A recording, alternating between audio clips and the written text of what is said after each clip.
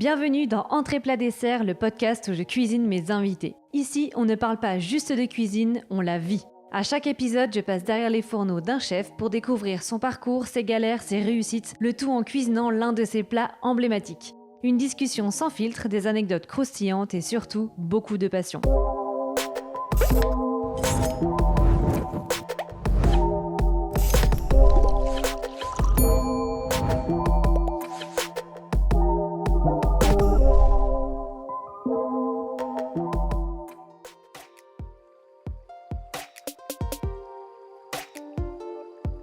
Salut Taï.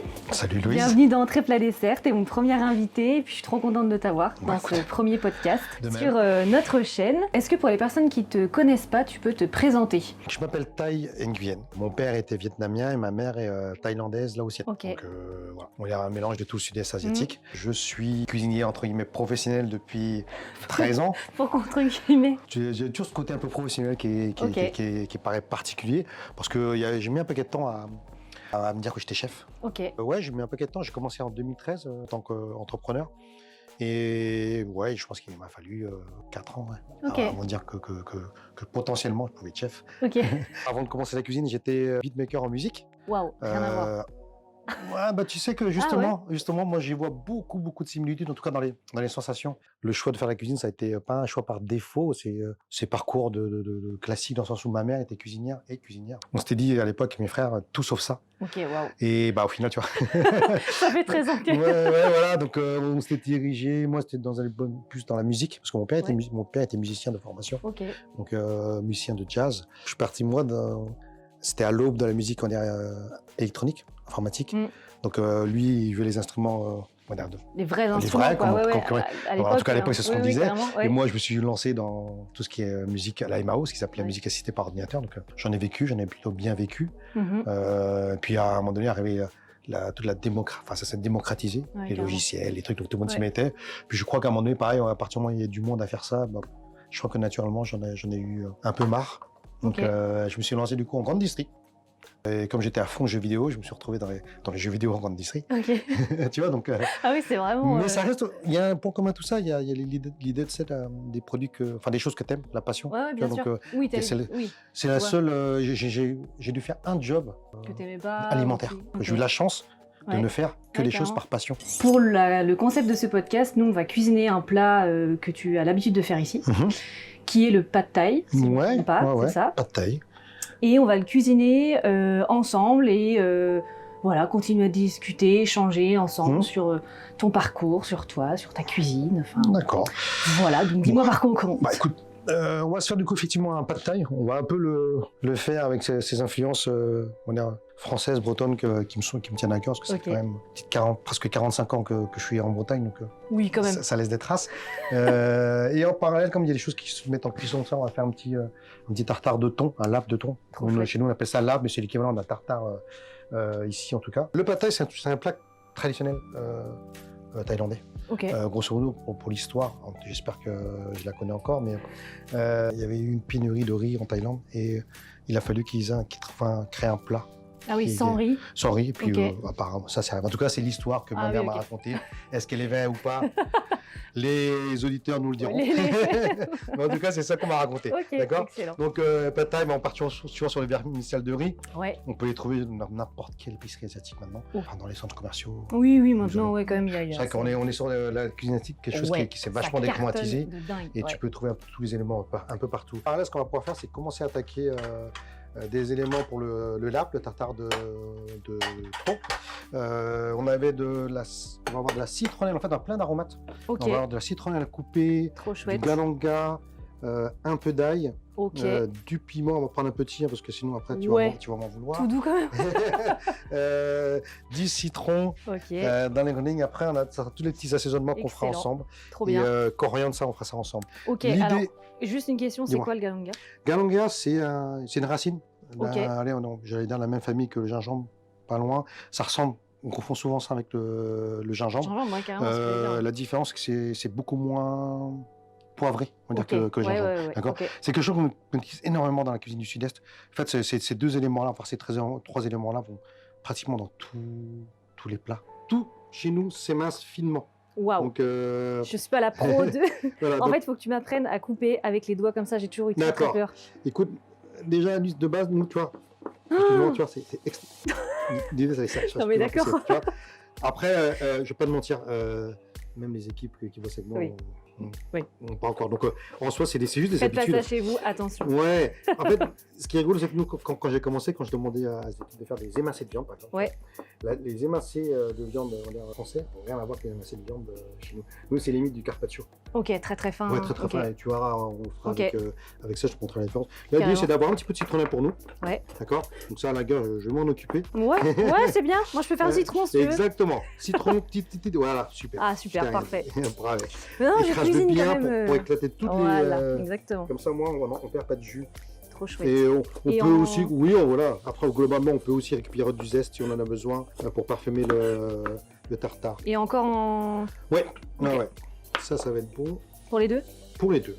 Ça, parfait. Quel plaisir de cuisiner avec des couteaux qui coupent. C'est génial. On va se mettre ça là-dedans pour la suite. Allez, parfait. Ça là-dedans? Ouais, comme ça c'est fait. Ça, on va laisser ça de côté, ça suffira pour... parfait. Là. Hop, Et piment, ça c'est pareil, dans tous les plats, t'en mets? Dans une bolognaise, je suis capable de mettre du piment. Et je crois que je mets du piment dans une bolognaise. Oui, parce que... jusqu'au bout. Ouais, non, parce qu'en fait, il y a ce truc, je crois que c'est pas une drogue, c'est juste addictif, c'est que j'ai besoin de sentir.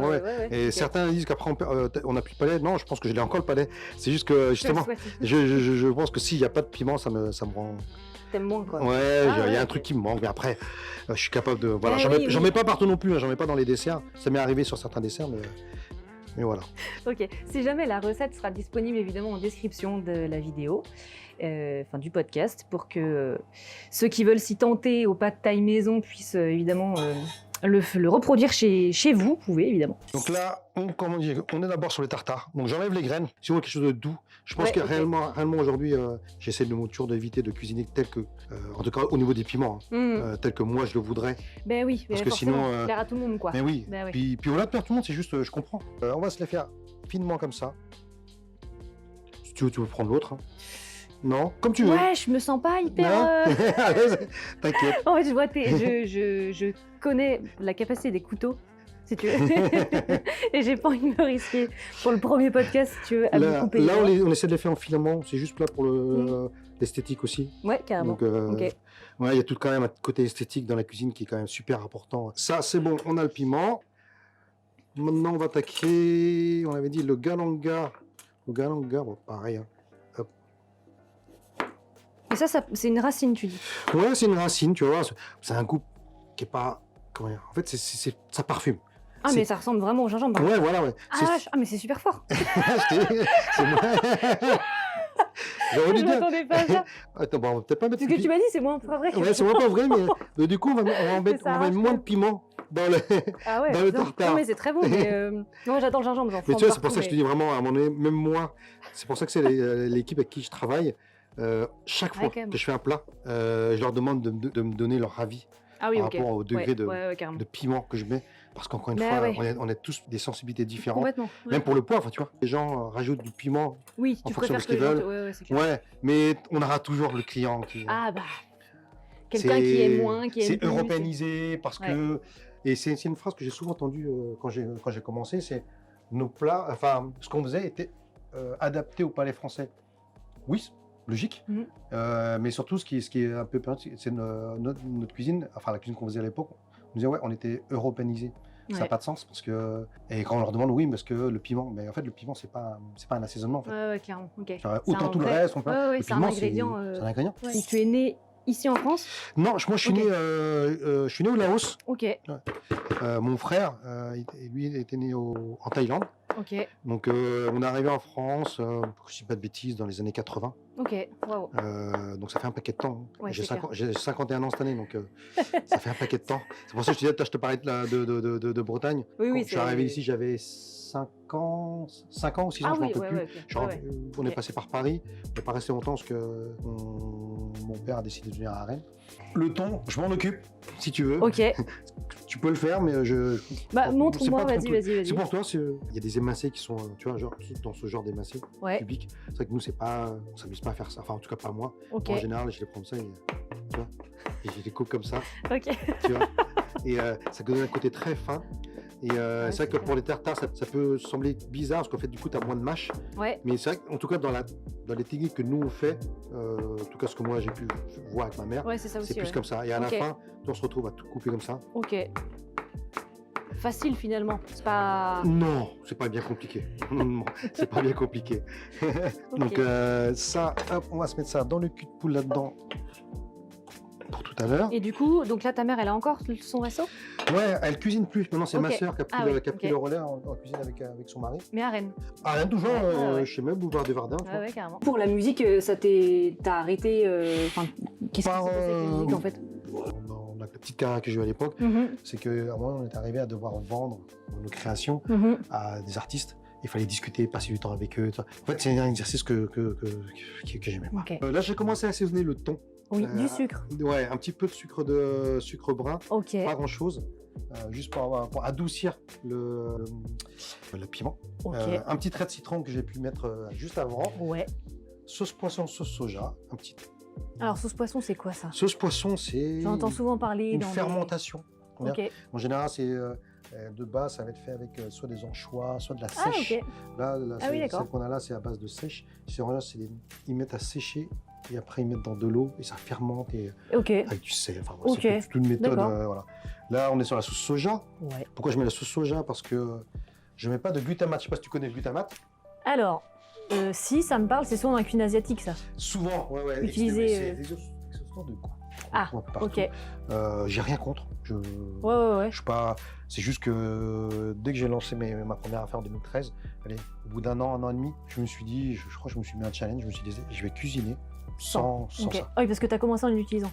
Oui, oui, alors, comme je disais tout à l'heure, un peu comme tout le monde. Je reproduis comment ma maman cuisinait. Ce que tu as appris. Voilà. Et puis comme je suis pas du... Enfin, je suis un peu, je te dis... Quand c'est trop facile, je complique les jeux. Voilà. Tu te défies tout seul, quoi. Constamment. Et donc, je me dis, je vais faire avec de la sauce soja. En tout cas, c'est là-dedans qu'on trouve le maximum de goût. Et le glutamate, c'est quelque chose qu'on va trouver en quantité dans la tomate. L'idée, c'est de goûter et de voir si on a suffisamment bien assaisonné. Je sens que ça va m'arracher la gueule. Je pense que ça va être un peu fort. Mais goûte d'abord. Si je deviens rouge, c'est normal. Prends un petit morceau, mais goûte d'abord. Okay. Ouais, prends un petit morceau. Va pas plus loin. Ah ouais? Non.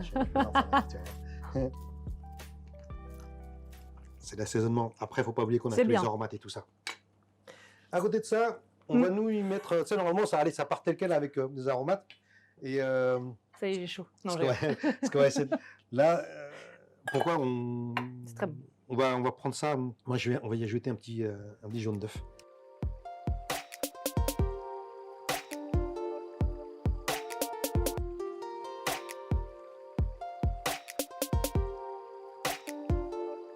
Là, on va mettre ce qu'on appelle chez nous du riz torréfié. C'est du riz. On a notre petite recette à nous, parfumée, qui va apporter tout ce goût qui est typique de Thaïlande et de Laos. Quoi. Incroyable. Et t'es déjà retourné là-bas? Oui, j'y suis retourné pas régulièrement parce que je suis un peu un acharné de boulot, donc j'ai toujours l'impression que t'as jamais le temps. Jamais le temps. Ouais. Mais j'y suis retourné 2 fois, 3 fois, je sais plus exactement. Moi, je veux cuisiner autrement, je veux faire du bistrot parce que c'est toujours ce que j'ai aimé faire. C'est mon ADN. Et on a basculé. Et donc du coup, en basculant, il fallait qu'on aille chercher aussi en termes de cadre, c'est quelque chose qui correspond aussi à ça. Oui, qui te colle à toi. Entre ces cuisines-là, et on en arrive à tout ça, à l'assiette, à tout ça. Et je suis plutôt super fier de ce qu'on est arrivé à accomplir jusque-là. Tu peux, quand même. Voilà. Bravo. Trop bien. Cool, excellent. Faut manger maintenant? On peut, mais je suis pas sûr que tu devrais parce que t'as déjà pas supporté la première bouchée. Je me réserve pour après, je vais crever derrière la caméra. Là, ce qu'on va faire, là, on va attaquer le pad thai, mais là, il n'y a pas de piment, en tout cas pas dans la version qu'on va faire là ensemble. Et ce sera beaucoup plus light pour toi. Sympa. Enfin, même pour moi d'ailleurs, hein, on va pas non plus exagérer. Le pad thai de base, c'est comme tu disais, des nouilles de vermicelle de riz. Oui. La base, en général, c'est une espèce de terre-mer, surf and turf, on va dire, où c'est, j'allais dire, une bisque de crevettes. En tout cas, ça serait l'équivalent, ce qui donne ce côté un peu orangé normalement à la pad thai, c'est qu'ils récupèrent les têtes qui vont en faire comme une bisque. Toute la partie chair va être utilisée dans le pad thai et ils vont aussi mettre du tofu frit. Nous, on va garder la même base avec évidemment le tamarin indispensable, sauce poisson, sauce soja.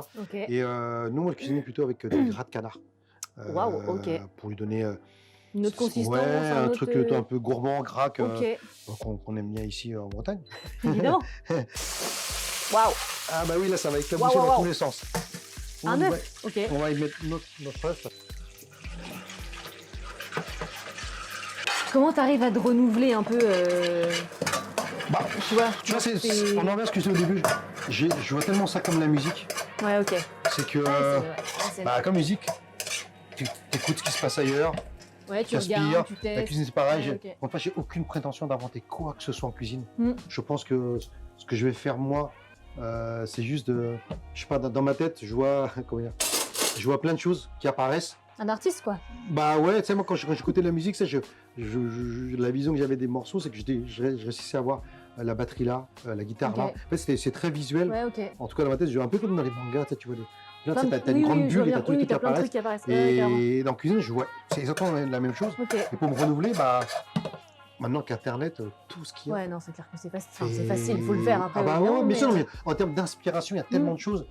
Donc il y a les photos des bouquins, des livres de cuisine. C'est que moi, en fait, voilà, je cuisine très visuellement. C'est pour ça que je disais tout à l'heure, je suis très freestyle, c'est que je vois une photo et du coup j'imagine automatiquement quelque chose de la cuisine que moi je fais qui va ressembler à ça. Et après les goûts, voilà, tu testes quoi. Allez hop, un peu de gras de canard parce que c'est super important. Ah, c'est du gras de canard ça? Gras de canard. Ah, je pensais que c'était du beurre. Non, gras de canard. Mais ça, il est bien jaune aussi. Ouais, c'est vrai qu'on essaie de réutiliser tout ce qu'on va utiliser, toute la cuisine, mis à part peut-être, même là on vient de trouver, la seule chose qu'on n'arrivait pas à recycler actuellement, c'était les tiges de menthe.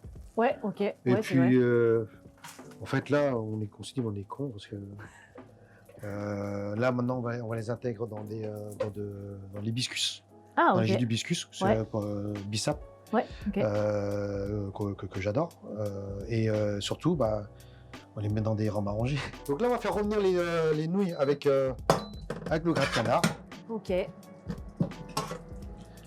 hop, on va déglacer avec de la sauce poisson et de la sauce soja. Voilà. Et surtout, l'ingrédient important, c'est le tamarin. Habituellement, le tamarin, si je caricature, allez, ça se rapproche pour moi du... qu'est-ce qu'on a déjà dans le phare breton? Ça s'appelle comment déjà? Les pruneaux. Pruneaux. Ça fait penser à ça. Ah ouais? Grosso modo. Le tamarin, il existe en pâte et il y a ce côté un peu acidulé.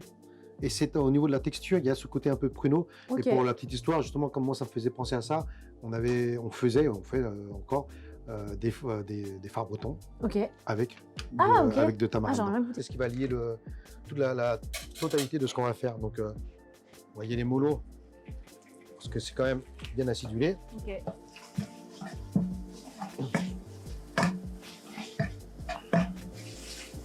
Et est-ce que tu es déjà retourné en Thaïlande, au Laos, justement pour de la cuisine ou tu vois pour De toute façon, je voyage que pour manger. Donc déjà, je peux te dire que ça c'est sûr.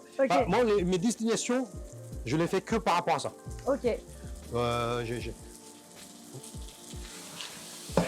Voilà, moi je pense que je serais malheureux si j'allais dans un pays et que je mangeais pas. Ah non, mais évidemment. Comme je voudrais. Donc je ne le fais que pour. Et oui, effectivement, quand je vais là-bas, je me dis toujours ce qui manque. En fait, je cherche. C'est même pas que je cherche. Je veux manger tout ce qu'ils vont proposer. On va dresser tout ça.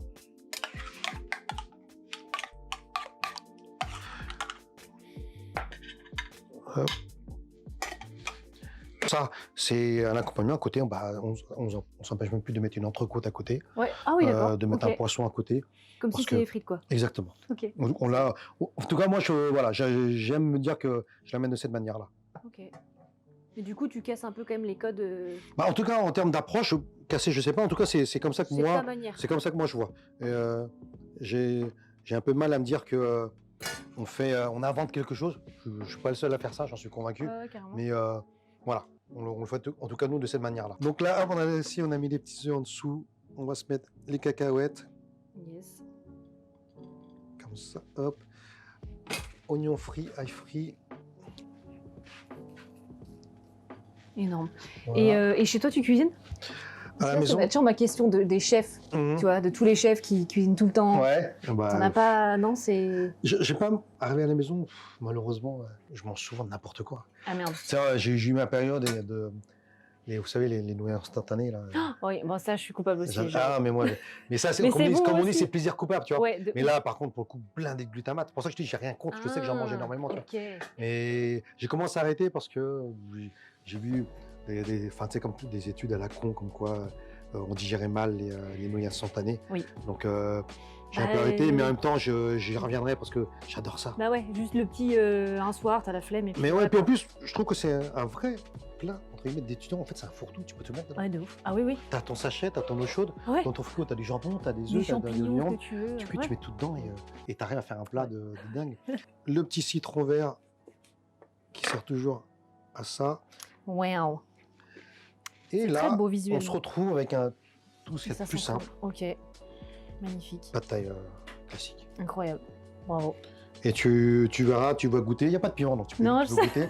Et tu vas voir que le gras de canard, en tout cas à mon sens, fait toute la différence. Ok. Et ben, si t'as une petite... comment peut-être ça se mange? Peut-être boire des fourchettes déjà, parce que j'ai même pas préparé les fourchettes. Pas de baguette, hein. Je peux Ah bah apprends, je veux bien que tu m'apprennes alors, parce que j'ai déjà essayé, mais ça n'a pas été une catastrophe. Je vais vous montrer. Hop. Comme un pistolet, ça, quand tu jeune. Tu poses ça là. Ouais. Et ton pouce sert de pivot. Grosso modo. T'as l'essentiel, mais tu vois, c'est ça. Donc voilà. Bon, écoute, j'ai tenté, tu verras. Je te laisse goûter, tu me dis ce que t'en penses. Moi, je pense qu'il faut mettre. Ouais, bah oui. Je vais pas me faire honte non plus dans la vidéo, quand même. Pas déconner. C'est pas le but. Merci. C'est trop bon. C'est trop bon. Voilà. C'est doux, ça pique pas. Ça pique pas du tout. Mais c'est excellent.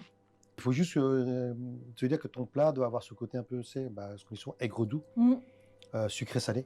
Mais c'est un peu ce qui revient souvent dans la cuisine asiatique, ce côté aigre-doux. Donc, à partir du moment où ce goût-là, tu l'as maîtrisé, en tout cas, tu le comprends. Ouais. J'ai limite, tu sais cuisiner asiatique, ouais, dans les grandes lignes. Maintenant, tu as 2 restaurants, donc tu as le shop Place des Lys et cantine rue Saint-Malo. Ouais. Est-ce que tu as là une journée type?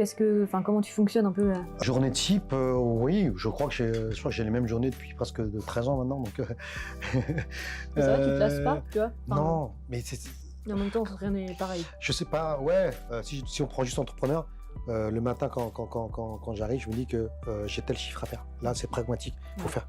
Bah oui, c'est l'entreprise. C'est le nerf de la guerre, voilà. Ouais. Et jusqu'à la dernière minute, jusqu'à 22h, tu vas te demander est-ce que je vais y arriver? Est-ce que je vais y arriver? Okay. Maintenant, après, il y a le cuisinier. C'est-à-dire, ouais, aujourd'hui, le matin, je me lève, il y a toujours 3 éléments.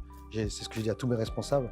Il y a 3 choses auxquelles on peut pas passer dans la restauration, dans ce qu'on fait. C'est le matin, tu lèves, tu as soit un problème technique, soit un problème RH, de personnel, soit un problème de fournisseur. Il y en a toujours un des 3. Il n'y a pas eu une journée depuis que je fais ce métier où il n'y a pas un truc. Bah forcément. Ça fait partie du métier. Et voilà, et pour ça, je te dis, c'est l'adrénaline, c'est ce truc-là, le stress en fait, toutes mes journées sont ponctuées par ça. Ouais, ça te rythme aussi en même temps ton truc, voilà. Et c'est ton défi du jour, quoi. Et c'est ça, si je reprends mon métier, la restauration est passée et encore dans des choses qui sont compliquées, tu vois. Ce qui se dit et ce qui a existé existe encore, et j'ai pas de souci avec ça. Mais il y a quand même des choses qui ont changé. Ouais, bien sûr. Donc, ça évolue quand même. Ouais, ça bouge. Ça bouge. Ouais. Et l'idée, c'est que les futures personnes qu'on forme, comme toi, tu vas former maintenant, puissent reproduire cette démarche-là et pas une autre. Mais c'est des choix, quand c'est des choix de vie. Toujours. Ouais. Alors, je vais te poser 2-3 questions rapides pour répondre un peu du tac au tac. Un plat sous-coté. Les tripes. Un plat réconfortant. Les lasagnes. Un plat qui te ramène en enfance. Pain perdu, je crois. Pain perdu, ok. Ouais. Un pays où tu rêves d'aller pour manger. Amérique du Sud. Un aliment que tu détestes. Le fromage blanc. Une adresse incontournable pour toi à Rennes. Clairement, la mairie Tantouille. Ok, avec Simon, ouais. Un plat qui impressionne mais qui est hyper facile à faire. Parce qu'on a pu faire le tartare, je pense, le tartare, ouais. Ton plaisir coupable inavouable. Inavouable, bah non, je ne veux pas te le dire du coup. Mais en tout cas, plusieurs coupables, les nouilles instantanées chinoises, là, les yum-yum, tout ça. Carrément. Ton style de cuisine en 3 mots. Saveur, texture, piment, ouais, je crois. J'allais compléter. Si tu cuisinais pas, qu'est-ce que tu ferais? Je ne sais pas ce que je pourrais transmettre à part la cuisine, mais je pense que je transmettrais. Ok. Merci Épicurienne pour le temps que vous m'avez consacré sur ma cuisine. Et j'espère que les gens comprendront mieux ce qu'on essaye de faire depuis quelques années. Et voilà, c'était le premier épisode d'Entrée Plat Dessert, donc avec Taï. Encore merci. Merci à toi, merci à toi. On a bien cuisiné, bien mangé. Enfin, moi, j'ai pas fait grand-chose finalement. Si, peur de me couper. Déjà, mais c'était, tu m'as fait parler, ce qui est déjà pas mal. Ouais, c'est chouette. Mais c'était très cool. Et puis, vous pouvez retrouver le prochain épisode très bientôt.